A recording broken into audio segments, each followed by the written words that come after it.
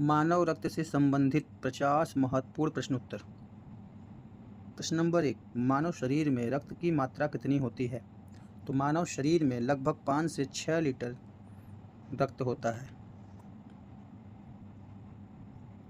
Question number 2 है, मानव शरीर में रक्त का कौन सा रंग होता है? मतलब रक्त का रंग कैसा होता है? मानव शरीर में रक्त का रंग आप सभी को पता है, लाल होता है। रक्त का रंग लाल किस कारण से होता है? तो हीमोग्लोबिन की वजह से हमारे रक्त का रंग कैसा होता है? लाल होता है। हीमोग्लोबिन में कौन सी धातु होती है? तो हीमोग्लोबिन में आयरन अर्थात लोहा धातु होती है। शरीर में रक्त निर्माण कहाँ होता है? तो शरीर में रक्त का निर्माण अस्थि मज्जा यानी बोन मैरो में होता है। रक्त किस ऊतक यानी टिश्यू का उदाहरण है? तो रक्त संयोजी ऊतक यानी कनेक्टिव टिश्यू का उदाहरण है। मानव रक्त का पीएच मान कितना होता है? मानव रक्त का पीएच मान 7.4 या सामान्य होता है, जो कि रक्त क्या होता है? क्षारीय होता है, रक्त लाइन होता है। तो मानव रक्त का पीएच मान कितना होता है? 7.4। रक्त का थक्का जमाने में कौन सा विटामिन सहायक है? विटामिन के। रक्त का थक्का जमाने में कौन सा विटामिन सहायक है? विटामिन के। रक्त का शुद्धिकरण शरीर में कहाँ होता है? तो किडनी में होता है, गुर्दे में। डायलिसिस कहाँ होता है ब्लड का? किडनी में। रक्त का तरल भाग क्या कहलाता है? तो रक्त का जो लिक्विड भाग होता है वो हमारा क्या कहलाता है? प्लाज्मा कहलाता है। ब्लड सेल्स की बात करें तो लाल रक्त कणिकाओं मतलब आरबीसी का जीवन काल कितना होता है? तो लगभग 120 दिन। आरबीसी का जीवन काल कितना होता है? लगभग 120 दिन। आरबीसी का निर्माण कहाँ होता है? आरबीसी मतलब लाल रक्त कणिकाओं का निर्माण होता है बोन मैरो, लाल अस्थि मज्जा यानी रेड बोन मैरो में।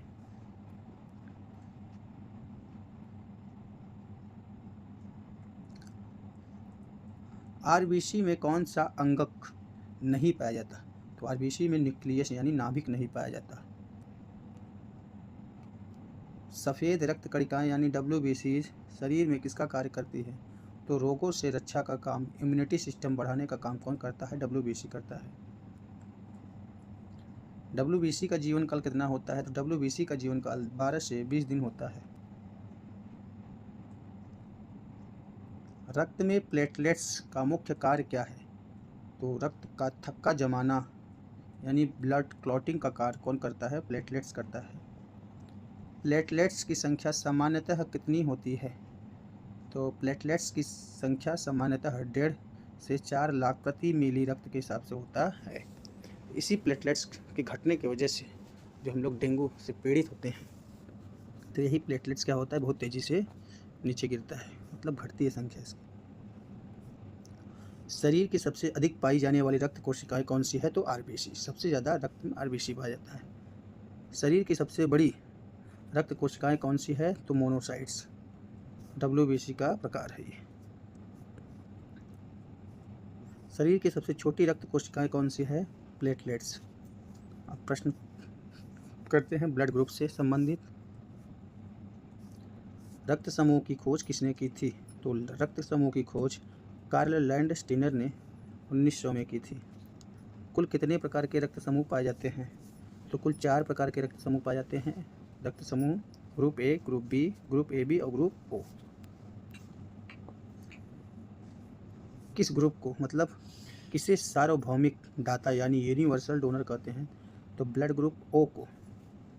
कौन से ब्लड ग्रुप को? ब्लड ग्रुप ओ को हम लोग क्या बोलते हैं? यूनिवर्सल डोनर, सार्वभौमिक दाता।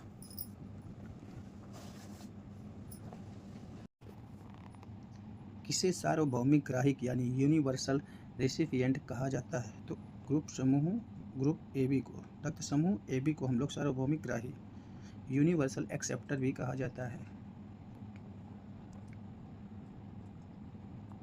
भारत में सबसे अधिक कौन सा रक्त समूह पाया जाता है? तो ब्लड ग्रुप ए भारत में सबसे ज़्यादा पाया जाता है और उसमें बी पॉजिटिव सबसे ज़्यादा होता है। आर एस फैक्टर की किसकी खोज है? मतलब आर एस फैक्टर की खोज किसने की है?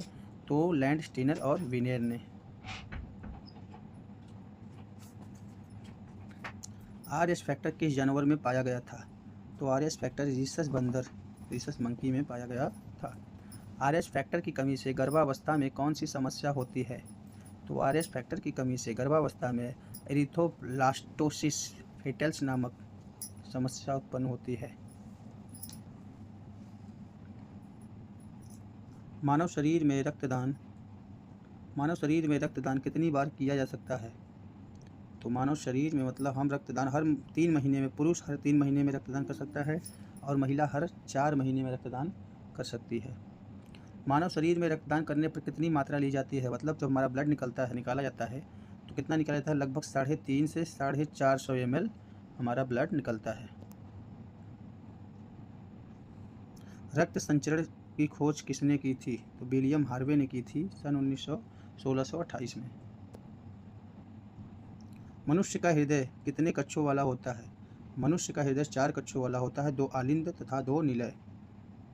शरीर की सबसे बड़ी धमनी कौन सी है? तो महाधमनी सबसे बड़ी धमनी होती है। अरोटा।